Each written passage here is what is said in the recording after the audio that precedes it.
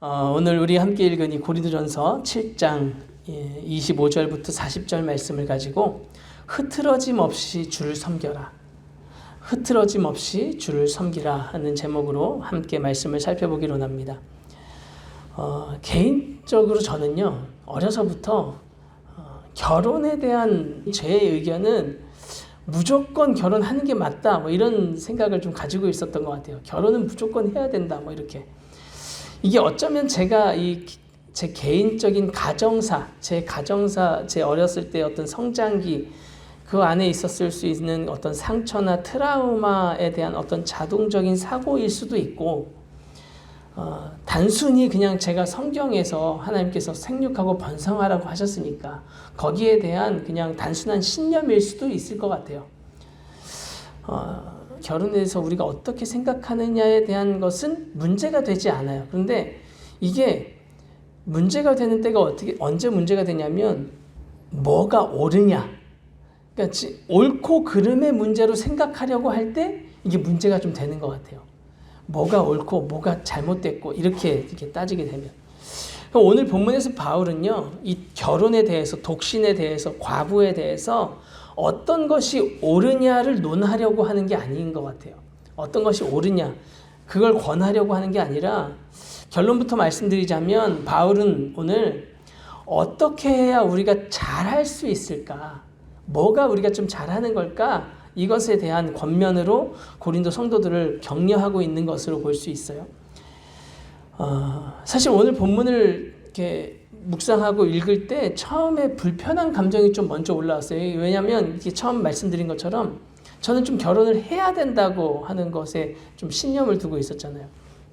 근데 오늘 38절을 한번 보시면, 결혼하는 자도 잘하거니와 결혼하지 아니하는 자는 더 잘하는 것이라, 이렇게 얘기하는 걸 보면서 아니, 저랑 좀 반대되는 입장인가? 이런 생각이 좀 들었어요. 아니, 자기가 독신이라서 이렇게 얘기하는 거 아니야? 뭐 이런 생각이 들어서 그럴 수도 있고요.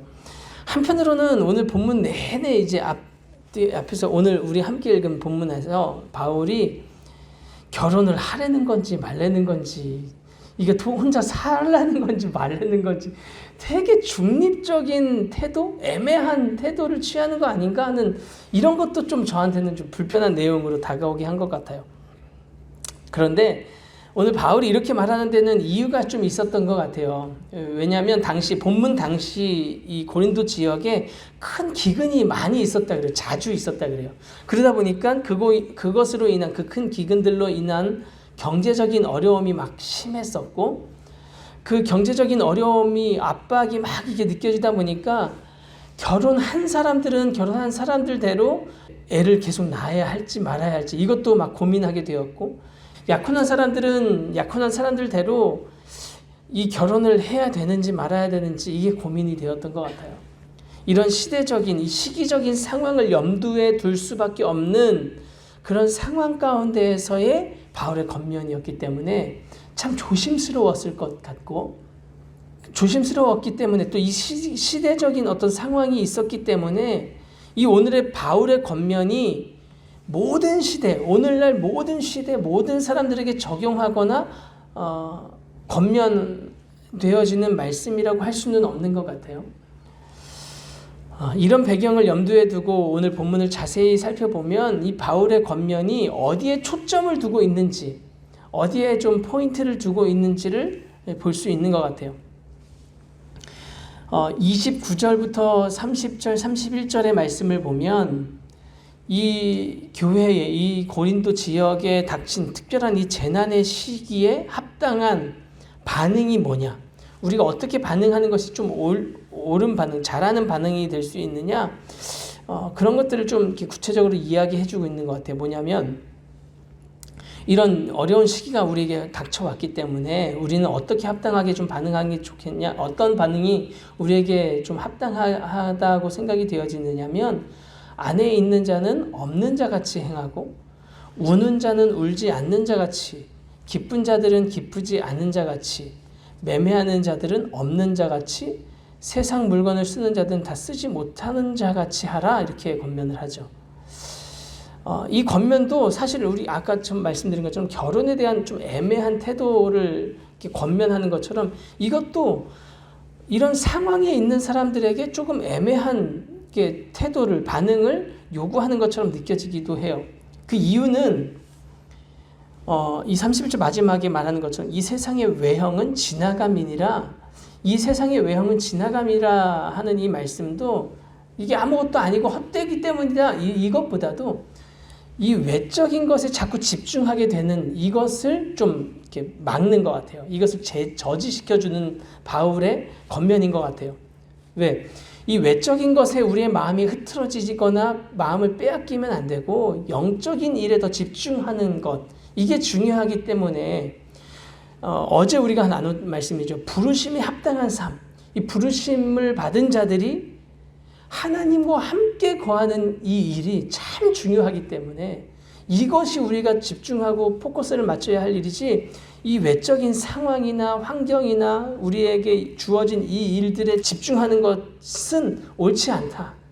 이걸 좀 강조하고 싶은 바울의 마음, 이게 오늘 바울이 권면하게 되어진 그 마음의 이렇게 기반인 것 같아요.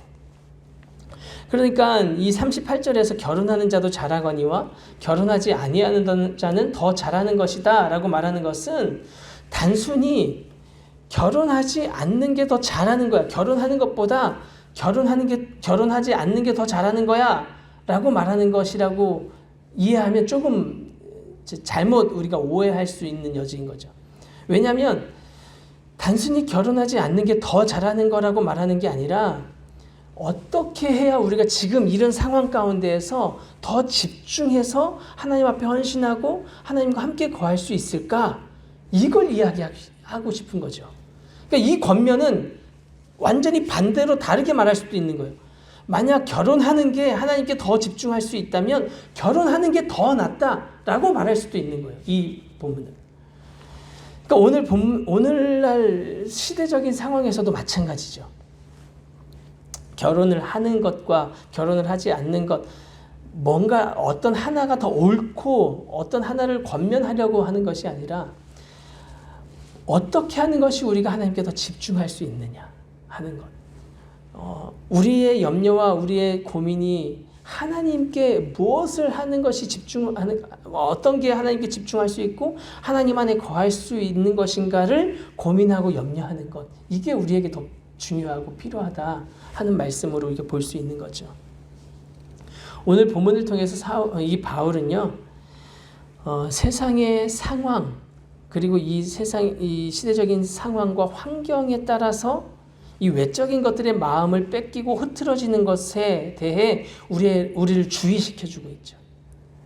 이것을 주의하고 어떻게 하는 것이 흐트러짐 없이 더 주를 잘 섬길 수 있는가, 어떻게 하는 것이 우리를 부르신 그분께 집중하고 부르심에 맞는 삶, 그 하나님 안에 거하는 삶을 더 힘있게 할 수 있는가, 이것을 주의하고 이제 고민하고 또 거기에 집중하라 하는 바울의 권면이 아닌가 하는 생각이 들어요. 오늘 본문을 통해서 이 말씀을 생각하시면서 우리는 하나님 앞에 어떤 결정, 또 어떤 고민, 어떤 삶을 통해서 더 집중할 것인가, 더 하나님과 함께 거할 수 있을 것인가, 더 하나님 앞에 더 잘 섬기는 삶을 살 수 있을 것인가, 함께 고민하고 또 결정하면서 또 기도하면서 그렇게 주님 앞에 쓰임받는 귀한 하나님의 부르심 받은 자들 되시기를 예수님의 이름으로 축복합니다. 같이 기도하겠습니다.